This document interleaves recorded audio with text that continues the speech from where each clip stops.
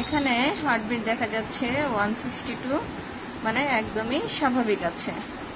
রোগীটি 2 দিন যাবৎ বাচ্চার নড়াচড়া পাচ্ছিল না। দেন আমার কাছে আসে, আমি আলট্রা করে দেখতে পেলাম যে বাচ্চার নড়াচড়া, মুভমেন্ট, হার্টবিট সবকিছু মোটামুটি নর্মাল আছে।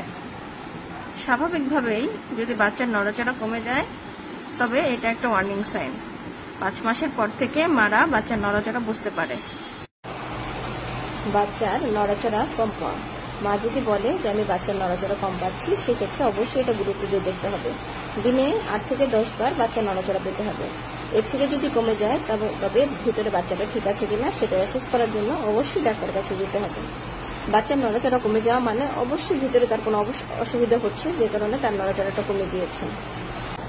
এছাড়া আমরা কিছু ঘরোয়া পদ্ধতি বলে থাকি যেটা দিয়ে বাচ্চার মুভমেন্টটা ইমপ্রুভ করা সম্ভব।